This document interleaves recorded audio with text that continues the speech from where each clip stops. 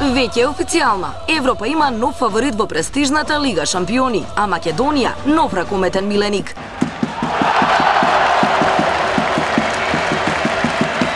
Да, тоа е човекот, но стоп, врати назад, да почнеме од почеток. Беше тоа сосема вообичаено есенско попладне во Скопје, зачинато со сосема вообичаената гужва пред спортскиот центар Борис Трајковски, кога станува збор за надпревар на Металург, особено против тимот рангот на Сент Петербург, кого минатата година плаво-белите го декласираа со 13 разлика. Денеска очекуваме со малце поголемо водство да ги победиме русите. За кого навиваш? За Дарко Стане. Тепа Металург. Илјаду пошто. Металург е шампион! Не бе единствените. Арената исполнета до последното место. Адреналин во воздухот, еуфорија веќе после првата акција. Русите се обидуваат да држат чекор, но со ваква игра невозможно. Фантастична игра, овации од публиката и 4 гола предност за Металург после првите 30 минути. Ракометниот шампион на Македонија се поблиску до четвртата победа во Лига шампиони. Ако во првиот дел беа фантастични, во вториот благо кажано маестрални, почнувајќи од министерот за одбрана, преку крилата, па се до новиот ракометен херој на тимот од автокоманда. Стрикно покривање на Козлина.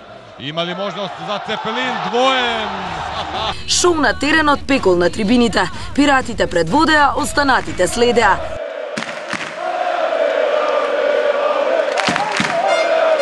Епилогот ист како лани. 32-19 против руски Сант Петербург за сензационална завршница на саботниот спектакл. Заслуга на публиката тимот Червар, но особено заслуга на Ренато Вугринец, најновото засилување во редовите на Металург. Pa naravno da sam zadovoljan pošto je bila puna dvorana i stvarno smo osobito u drugom poluvremenu prikazali jedno super igro, bilo je isto puno atraktivnih akcija za publiku, mi igramo za publiku. Само што дојдеа веќе е миленик. Prva utakmica kad sam igrao ovdje bilo mi je malo teško kući igrat.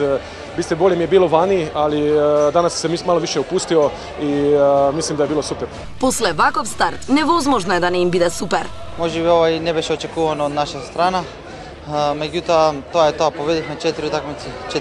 Мора да бидеме задоволни, не може да не бидеме после вако феноменален почеток, само вака да продолжиме и не ни бега првото место. Затоа што на врвот има место само за најдобрите.